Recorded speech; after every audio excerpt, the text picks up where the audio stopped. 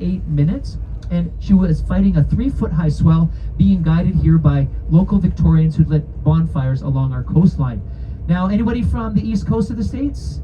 New York, Jersey, Maryland, nothing? Okay, well, I actually captured a Jersey girl. I brought her here, so I got a girl from Jersey. My wife is from New Jersey. And when I brought her here, she said, wow, we're like in the Hawaii of Canada. This is great. We're on an island in the Pacific. I said, yeah, kind of, honey, but that water there is not Hawaiian temperatures, only 50 degrees Fahrenheit. So a little bit of a difference there. Now, can you put your hands up, please? Who identifies as an American from the USA? Everyone put up your hand if you do. Don't be shy. Pretty much everybody. Okay, maybe a couple not. All right, well, it's your fault that Captain Rob and I are here.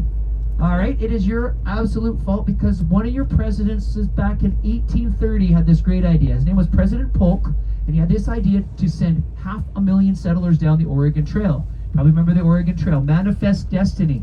Well, at that time, as these settlers were arriving in what is now Oregon and Washington, there was a British fur trading outpost situated on the Columbia River. Now, it was British. We know how that turned out in New England. And what you guys did, you threw the Brits out. Now, this part was one of the last places to be settled in the Americas. Well, the gentleman by the name of James Douglas was the chief factor or the boss of that particular fur trading post. And he thought, I do not want to have anything to do with these 500,000 Americans coming my way. So he hopped into a steamship, the Beaver.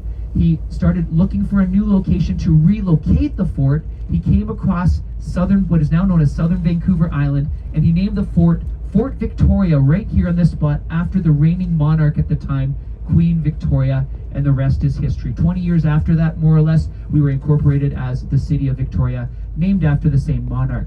Now, tomorrow you guys are going to be sailing east. You're going to be turning right into Puget Sound. If you turn left, you'll be heading into Vancouver, about exactly the same distance between Seattle and Vancouver, situated here on the southern tip of Vancouver Island.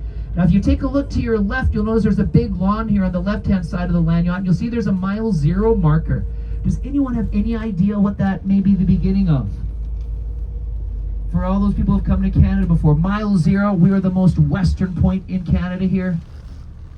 Beginning of a highway. Thank you. Yes, it is the beginning of the Trans-Canada Highway. It begins right here on the Pacific Ocean, and it stretches 4,860 miles from this point and arrives in St. John's, Newfoundland, where, funny enough, they also have a mile zero marker.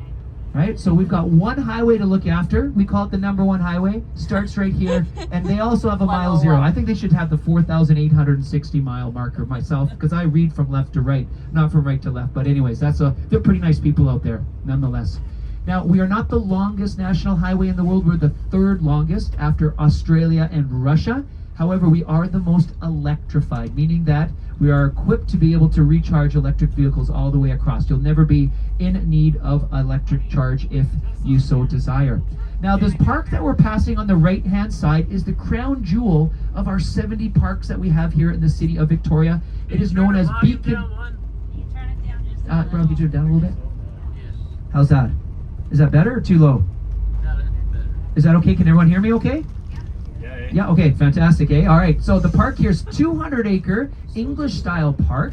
That was a gift from the Hudson's Bay Company to the city of Victoria in 1864 when we eventually became a city. However, with any great gift, there are always strings attached, and after 180 years of existence, the strings are still attached. So we can never have any fences, never any fees, and no commercial ventures. So no food trucks or anything of that nature can operate within the confines of the park. Now, it is totally the heart and lungs of our city, and probably one of the biggest attractions is a petting zoo that's been in operation for 41 years.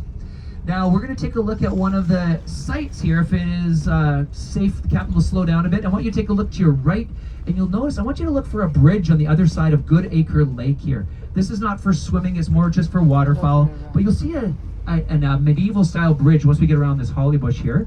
You'll see it right there. Take the